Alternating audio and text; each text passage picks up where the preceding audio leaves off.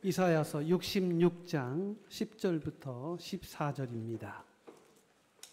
여러분의 성경, 구약성경 1048쪽입니다.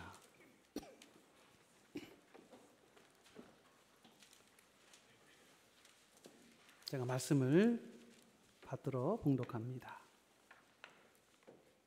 예루살렘을 사랑하는 자들이여, 다 그 성읍과 함께 기뻐하라. 다 그 성읍과 함께 즐거워하라. 그 성을 위하여 슬퍼하는 자들이여, 다 그 성의 기쁨으로 말미암아 그 성과 함께 기뻐하라. 너희가 젖을 빠는 것 같이 그 위로하는 품에서 만족하겠고, 젖을 넉넉히 빤 것 같이 그 영광의 풍성함으로 말미암아 즐거워하리라.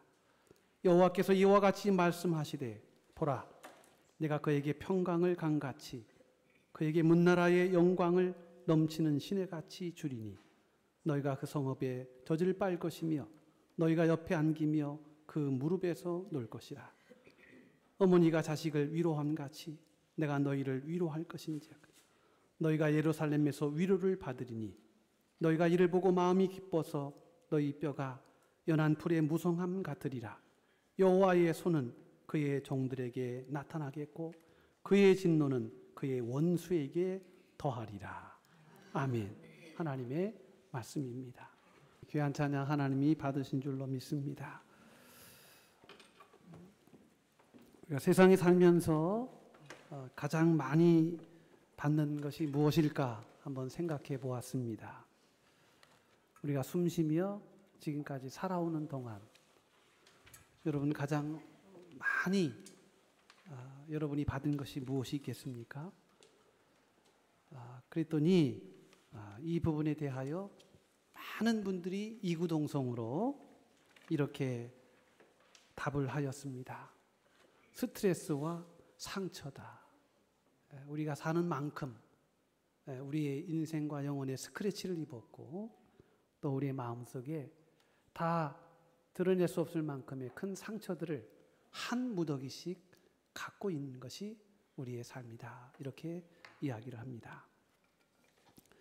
우리가 하루를 살면서도 많은 상처를 받습니다. 부모, 형제, 자식을 잃고 슬픔의 눈물을 흘리는 상처가 있습니다. 실직의 아픔을 당한 사람들의 상처와 고뇌도 있습니다. 경제적으로 파산을 당하여 빚쟁이들에게 쫓김을 당하는 이 추격자의 아픔을 갖고 있습니다. 보증을 잘못 써서 길거리에 나앉게 된 사람들의 고충은 말할 수가 없습니다. 또 원치는 않았지만 질병으로 육체적, 정신적, 물질적 고통을 당하는 그 현실은 또한 사만에게 힘든 상처이기도 합니다.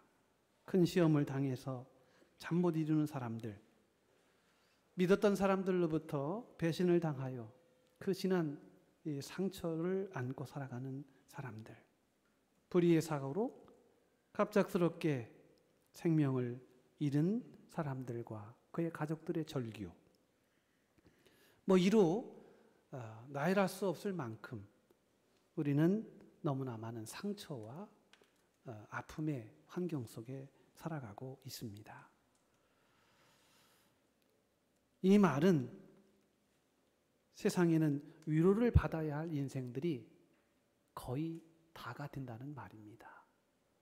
위로를 받지 않으면 한순간도 일어서기 어렵고, 위로받지 못하면 우리의 육신의 삶을 끌고 나가기가 너무나 고단한 것이 우리의 삶입니다. 오늘 이스라엘 백성들도 그랬습니다.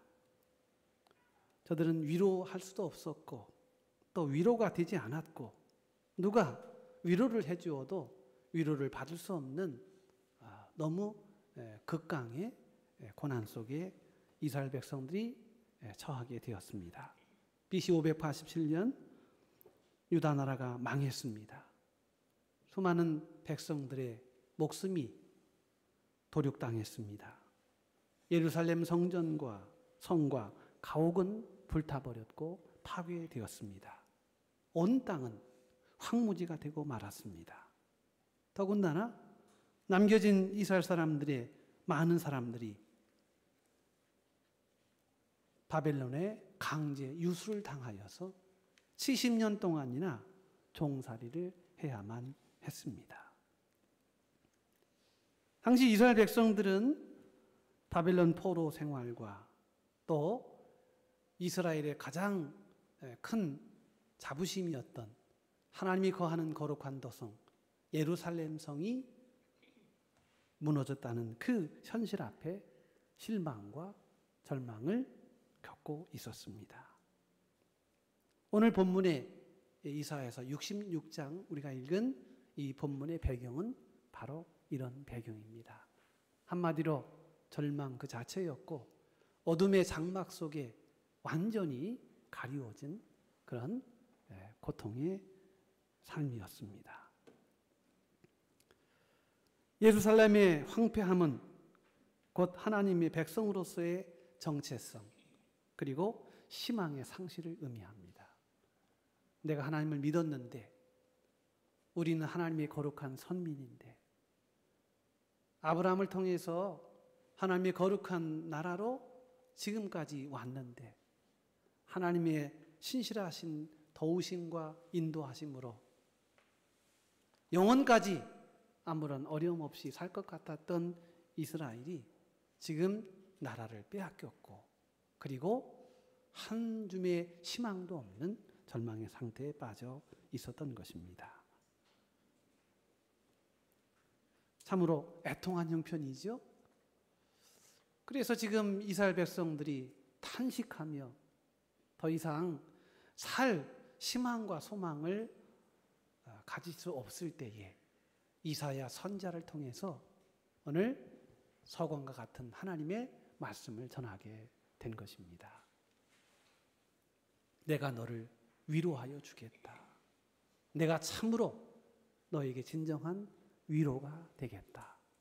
이것이 오늘 우리에게 주시는 하나님의 말씀입니다. 더군다나 하나님께서 어머니가 자식을 위로함 같이 어린 아이에게 젖을 먹이는 어머니 같이 그 젖을 먹이며 만족함으로 그 아이에게 기쁨이 되어 주시겠다고 약속하신 말씀이 오늘 본문의 말씀입니다. 여러분, 위로를 받고 희망을 갖는다는 거 참 중요한 일입니다. 그런데 어디로부터 누구에게 위로와 소망을 받느냐는 더 중요한 일입니다. 우리가 어려운 일을 많이 당하고 힘든 일을 많이 당할 때 여러분은 어디에서 위로를 받습니까? 누구를 통해서 위로를 받습니까?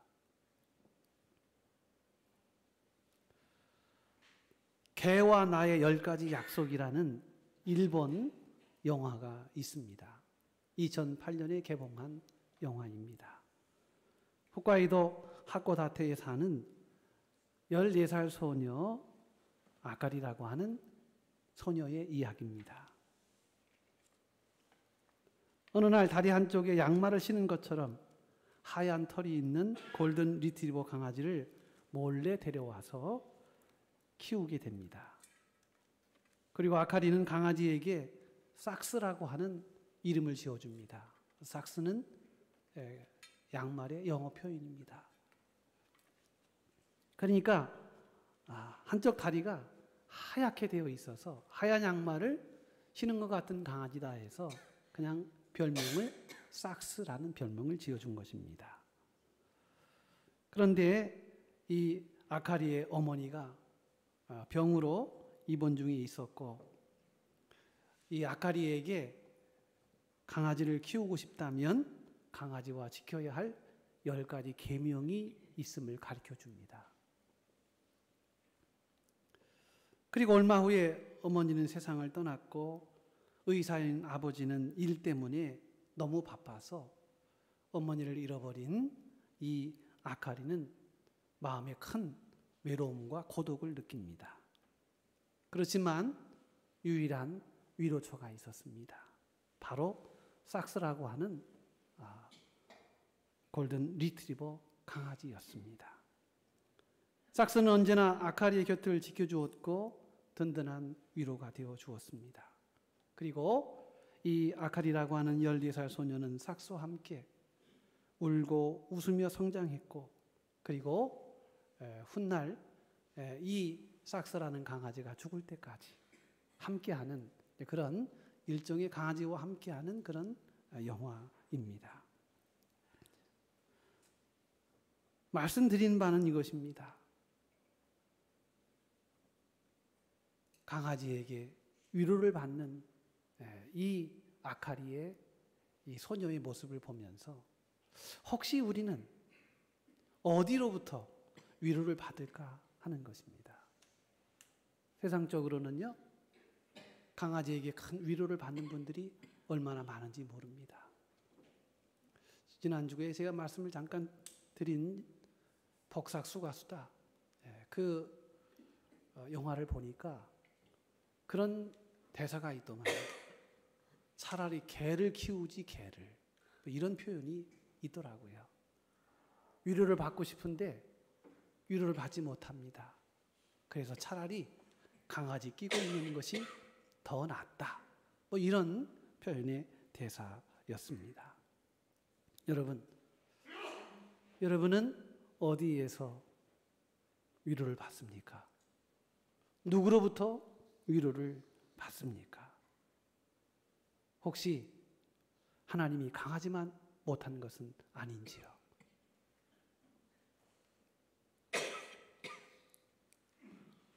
오늘 본문에 보면 하나님께서는 이렇게 희망이 없고 그리고 절망 속에 살아가는 이스라엘 백성들을 향해서 분명히 말씀하십니다. 내가 너를 위로하여 주겠다. 위로는 세상으로부터 오는 게 아니라 위로는 하늘과 땅을 지으신 하나님, 천지의 창조주 되신 인생의 역사와 삶을 주관하시는 하나님, 그 하나님이 주시는 은혜다. 하나님이 더 이상 희망할 수 없고 더 이상 용기를 가질 수 없는 이스라엘 백성들에게 주시는 말씀입니다. 하나님은 위로하시는 분이십니다. 하나님이 선택한 당신의 백성을 끝까지 책임져 주시고 끝까지 지지해 주시고 끝까지 함께 하시는 신실하신 하나님이십니다.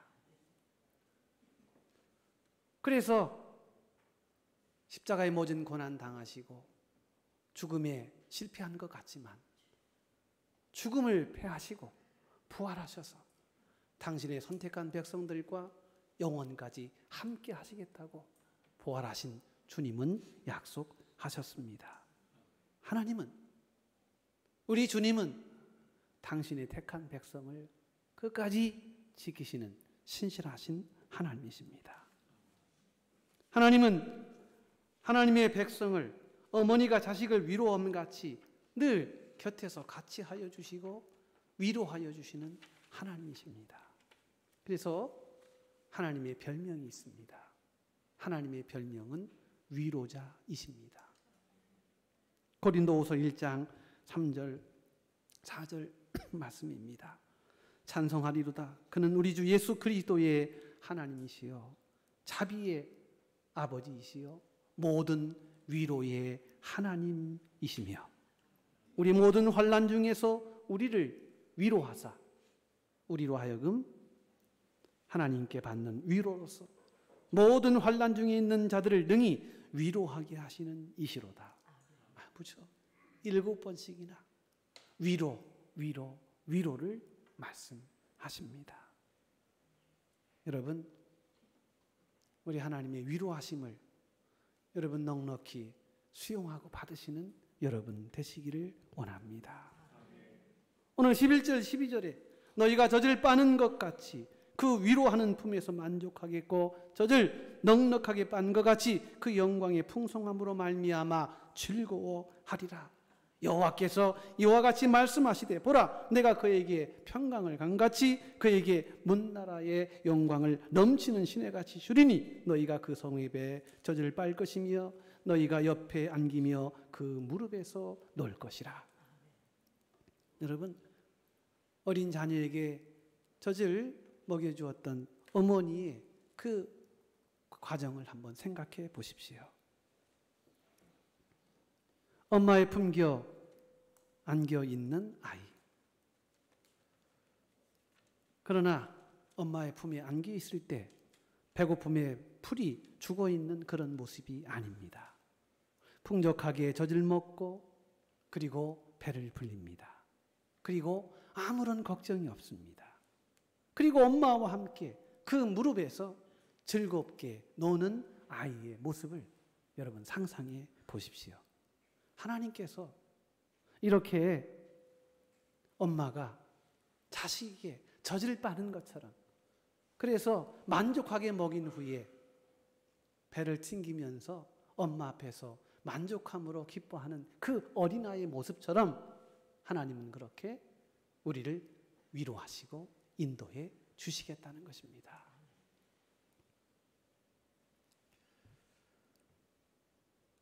어떤 짧은 숏 영상을 보았습니다. 어떤 꼬망이 1살 미만의 아이인데요. 엄마하고 약간 떨어져 있습니다. 방에서.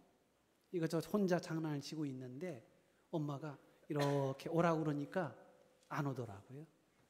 멀끔히 쳐다만 봅니다.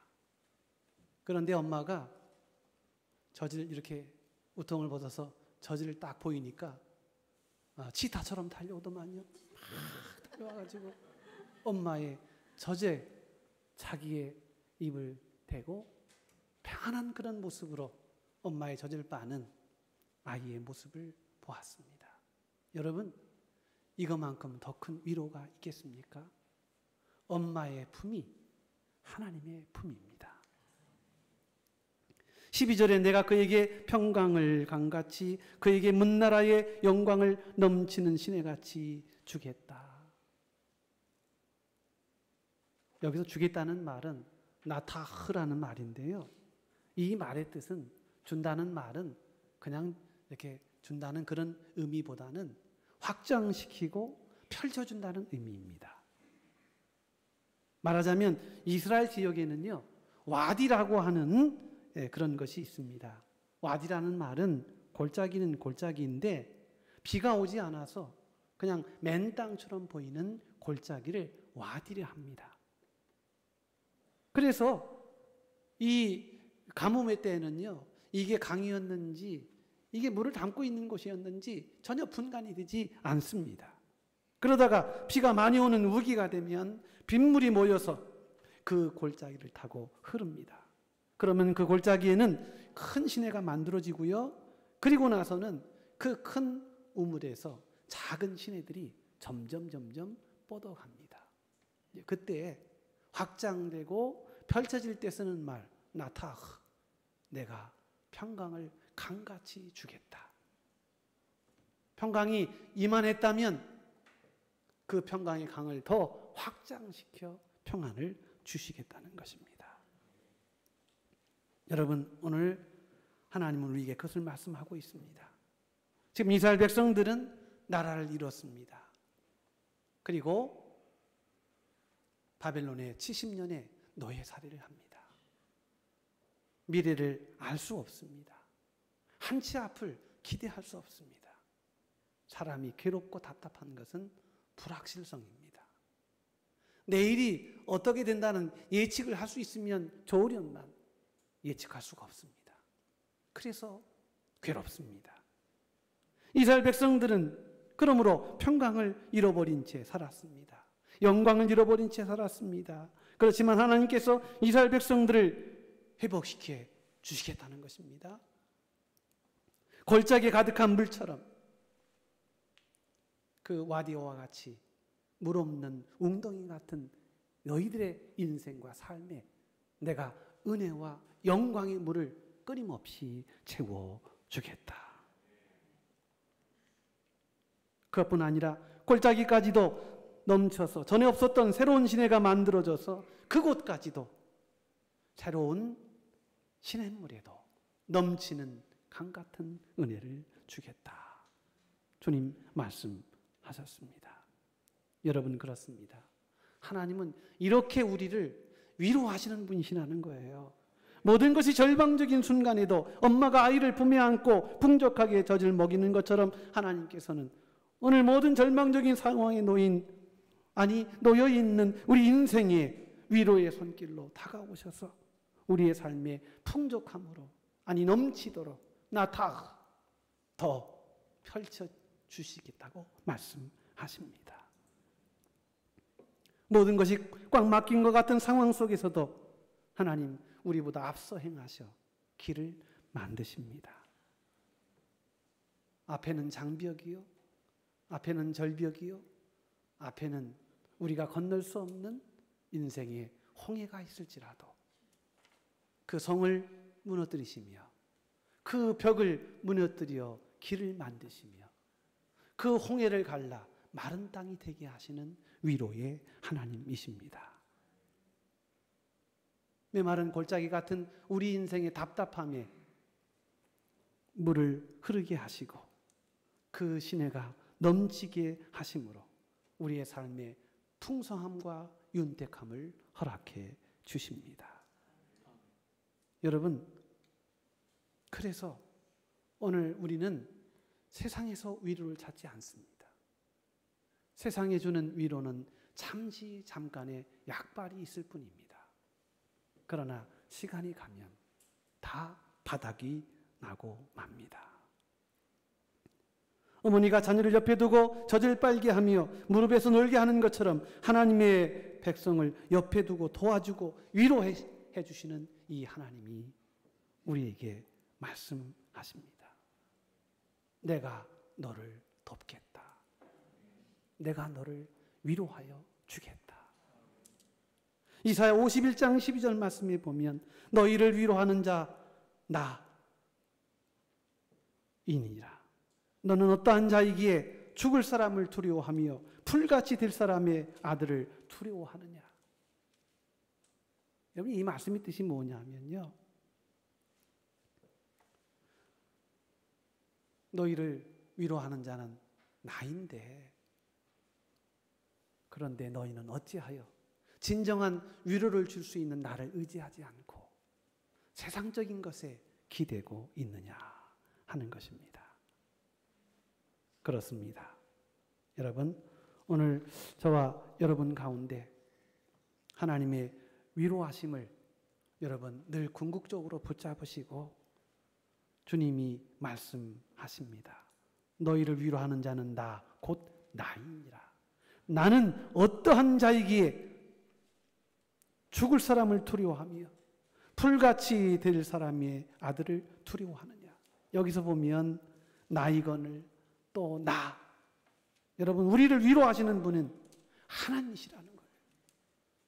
하나님이 우리를 위로해 주십니다. 시편 86편 17절 하반절에 보면 다윗은 이렇게 고백합니다. 여호와여, 주는 나를 돕고 위로하심이니이다. 다윗은 하나님이 자신을 돕고 위로하시는 분이심을 믿었습니다. 그래서 도망자의 삶에서, 그리고 한치 앞을 내다볼 수 없는 그 절망의 삶에서 하나님의 위로하심으로 고난의 터널을 뚫고 궁극에 이르러 하나님의 높이심의 역사를 누리게 되었던 것입니다. 주는 나를 돕고 위로하시는 이신이다. 여러분, 주님이 여러분을 돕고 계심을, 여러분을 위로하여 주심을 믿으시는 저와 여러분 되시기를 주의 이름으로 축복을 드립니다. 대부분의 사람은 그런데 하나님께 위로를 받으려 하지 않습니다. 눈에 보이는 가깝다고 생각하는 지근거리에 있는 사람들에게 위로를 받으려고 합니다. 세상적 방법과 세상의 스피릿으로 위로를 받으려고 합니다. 그래서 오래가지 못하는 것입니다. 어떤 사람이 밤낮으로 술에 취해 다니는 친구에게 말합니다. 여보게, 자네 그렇게 술독에 빠져 살면 어떻게 하려고 하는가? 이제 정신 좀 차려야지. 그때 술독에 빠져 사는 친구가 이렇게 이야기를 하더랍니다. 요즘 같은 세상에 술 취하지 않고 어떻게 살 수 있어? 술 권하는 사회. 내 정신 아니고 남의 정신을 의지하여 살 수 있는 그런 세상 아닌가 하는 자조 섞인 이야기를 하더랍니다. 여러분 아셔야 합니다. 사람이나 세상이나 위로는 필요 없다는 얘기가 아니에요. 다만 잠시일 뿐이라는 거예요. 하나님의 위로는 마음 깊숙한 곳에서부터 근본적으로 변화를 일으키는 위로가 되어지는 것입니다. 그 하나님의 위로하심이 내 절망 속에 찾아오면 소망이 되고, 하나님의 위로하심이 내 어둠을 뚫고 내 내면에 차지하게 되면 내 영혼은 자유하게 되고 비로소 우리의 삶의 방향이 정해질 수 있게 되는 것입니다. 세상은 내가 힘이 없으면 나를 버립니다. 내가 무능하면 나를 멀리합니다. 그러나 하나님은 내가 능력이 없어지고 내가 약하고 내가 실패하여도 나를 더 가까이 하시고 마치 어머니같이 어린 아이의 입을 당신의 젖을 물려 다시 회복해 하시고 만족해 하시는 어머니 하나님의 모습으로 우리에게 임하시는 것입니다. 자녀가 아프면 부모가 어떻게 합니까? 멀리 합니까? 등을 돌립니까? 부모는 자녀를 더 가까이 둡니다. 그의 열기가, 자식의 열기가 내 열기가 되도록 그 열기를 빨아들이려 애쓰는 것이 부모입니다. 밤을 새워가며 가까이 두고 가까이 위로하는 것이 부모입니다. 이렇게 하나님은 그럴수록 우리를 더 가까이 하시는 하나님이십니다. 그래서 요한복음 14장 16절 18절에 보니까 이렇게 말씀합니다. 내가 너희를 고아와 같이 버려두지 아니하고 너희에게 오리라. 세상은 떠나지만, 세상은 원심력으로 작동하지만 하나님은 구심력으로 우리 속에 들어오신다는 거예요. 그래서 성령을 우리는 파라클레시스라고 합니다. 이 파라클레시스, 이 말은 나를 돕는 자다, 나를 변호하는 자다, 내 곁에 서서 나와 함께하는 자다. 여러분, 이 파라클레시스, 이 돕는 자가 무엇입니까? 성령이에요. 그래서 성령을 우리는 파라클레시스라고 해요. 우리를 돕는다, 우리를 가까이 해주신다, 우리를 위로해 주신다. 어떤 분이 그 어려움을 겪고 너무나 혹독한 시련을 겪고 그러나 끝내 그 어려움 속에 포기하지 않고 이겨납니다. 많은 어려움을 이겨내고 가족도 없이 외로움을 이겨낸 이 분에게 어떤 사람이 말합니다. 아니 어떻게 이렇게 독하게 이겨낼 수 있었어요? 그 인생의 이 스트레스 문제를 어떻게 이겨낼 수 있었습니까? 하고 물었더니 그가 이렇게 대답합니다. 하나님의 위로하심이 지금 내 안에 있습니다. 하나님이 위로하시면 어려움도 외로움도 슬픔도 아픔도 상처도 이겨낼 수 있습니다. 그래서 오늘 본문 10절입니다. 하나님을 사랑하는 자들 다 그 성읍과 함께 기뻐하라. 다 그 성읍과 함께 기뻐하라. 그 성읍을 슬퍼하는 자들이여 다 그 성의 기쁨으로 말미암아 그 성과 함께 기뻐하라. 여러분, 이 기쁨이 어디에서 나올까요? 돈에서 나옵니까? 건강에서 나옵니까? 관계에서 나옵니까? 여러분, 꼭 그런 것만은 아니죠. 여러분, 진정한 기쁨은 하나님의 위로에서 나오는 것입니다. 그러므로 어떤 형편에서든지 하나님을 바라보고 믿고 의지하여 하나님의 위로하심으로 여러분의 마음을 재무장하시는 우리 모든 성도들 되시기를 축복합니다. 슬픔과 고통과 아픔과 상처가 변하여 기쁨과 즐거움이 되게 하시는 그 하나님의 위로하심을 통하여 복 있는 성도가 되시기를 주의 이름으로 축복합니다. 여러분, 하나님의 위로를 우리가 충분히 받아야 해요. 교회가 어떤 것입니까? 복음으로 말미암아 우리의 무너진 삶이 다시 재구조조정되고 우리의 달아난 기쁨들이 다시 위로부터 주시는 하나님의 은혜 안에서 우리 속에 채워지는 그런 위로의 충전소, 그게 바로 교회입니다. 그래서 오늘 13절 말씀에 보니까 너희가 예루살렘에서 위로를 받을 것이다. 예루살렘에서 위로를 받을 것이래요. 지금 이스라엘 백성들은 나라를 잃어버렸습니다. 바벨론에서 노예살이를 하고 있습니다. 하나님의 위로가 필요합니다. 그 위로가 어디서 나오는가? 예루살렘에서 위로를 받을 것이라. 여러분, 예루살렘에서 위로를 받는다는 말은 하나님의 집, 곧 예루살렘 성전을 말합니다. 여러분, 위로는 하나님의 성전에서 하나님이 주시는 은혜의 선물입니다. 하나님이 계시는 성전에서 위로를 받는다는 말씀입니다. 하나님은 하나님이 계시는 성전에서, 하나님이 계시는 이 성전에 나오는 하나님의 백성들을 위로하시고 또 위로하신다는 말씀입니다. 그래서 주님 마태복음 11장 28절 말씀하지 않습니까? 수고하고 무거운 자들아, 짐진 자들아, 다 내게로 오라. 내가 너희를 편히 쉬게 하리라. 다 어디로 오라는 거예요? 예루살렘으로 오라는 것입니다. 그 예루살렘이 어디입니까? 바로 교회이고 성전입니다. 성전은 주님이 주시는 은혜와 축복이 거하는 것입니다. 성전은 주님이 주시는 위로와 사랑이 끊임없이 공급되는 수원지와 같습니다. 14절입니다. 너희가 이를 보고 마음이 기뻐서 너희 뼈가 연한 불의 무성함 같으리라. 여호와의 손은 그 종들에게 나타나겠고 그의 진노는 그의 원수에게 더하리라. 여러분, 하나님이 계시는 성전에 나오면 하나님의 위로를 받고 마음이 기뻐지는 것입니다. 뼈가 연한 불의 무성함 같이 되어집니다. 하나님의 풍성한 은혜와 축복이 임하게 된다는 것입니다. 여러분, 오늘 잘 나오셨습니다. 왜냐하면 하늘의 위로를 힘입는 은혜의 자리에 오셨기 때문입니다.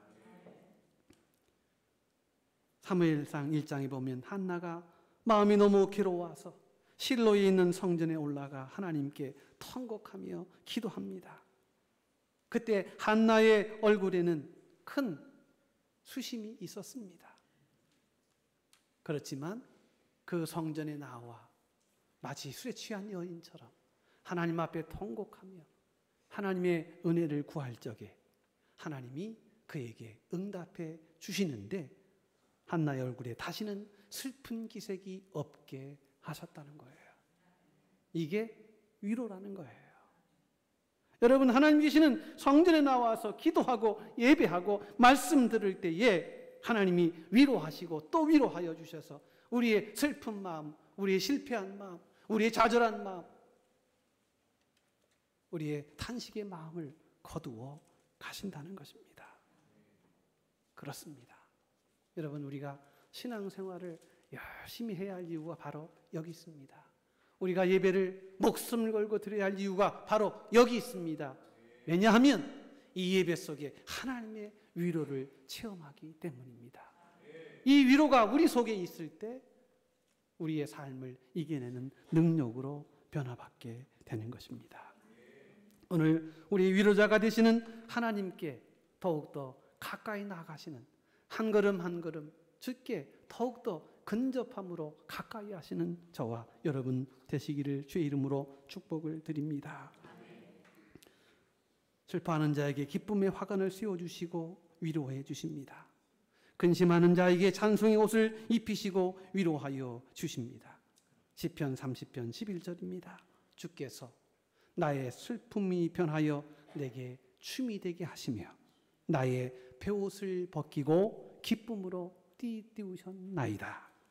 여러분, 이게 하나님의 위로예요. 오늘 이 위로를 가지고 광야와 같은 이 험한 세상에 방향 잃지 말고 하나님 주시는 이 위로함으로 기쁨에 춤추며 감사의 뜨거운 마음으로 세상을 이기는 우리 모든 성도들이 되시기를 축복합니다. 오늘 주님께서 말씀하십니다. 예루살렘으로 나와 나를 만나라. 내가 너에게 진정한 위로를 주노라. 하나님의 위로를 통해서 여러분 솜같이 다 무거워진 마음들 이 시간 성령의 바람으로 다 탈수하여 여러분 마음 깃털처럼 가벼워지고 주님의 위로하심으로 소망 가운데 한 주간 부활의 신앙으로 이김과 승리가 함께 하시기를 주의 이름으로 간절히 축복합니다. 하나님 감사합니다. 오늘 주님 앞에 나와 예배하는 종들을 복되게 하소서. 세상은 우리에게 늘 상처를 주고 그리고 고단한 마음을 줍니다. 그러나 이 상처와 고단함을 이길 힘이 내게 없습니다. 주님 이 시간 예루살렘 성전에 나와 주님을 만남으로 위로부터 주시는 그 위로를 힘입어 넉넉히 세상을 이기는 자 되게 하옵소서. 어머니의 품을 찾는 어린 아이와 같이 어머니의 젖을 통하여 만족함을 얻고 기뻐함으로 그 무릎에서 뛰어놀듯이 오늘 우리 인생이 주의 말씀과 은혜 안에서 우리의 영혼이 다시금 서성케 되어지게 하여 주옵시고 주님의 위로부터 부으시는 위로함으로 세상을 이기는 자로 만족함을 더하여 주옵소서. 종들의 모든 짐들을 맡아 주옵소서. 그리고 슬픔이 변하여 기쁨이 되게 하여 주옵소서. 부활의 잠신앙으로 어두웠던 십자가의 고난의 밤들은 다 잊게 하여 주옵시고 광명한 부활의 신앙으로 세상에 빛으로 살아가는 승리의 성도들 다 되게 하옵소서. 예수님의 이름으로 기도 올리옵나이다. 아멘.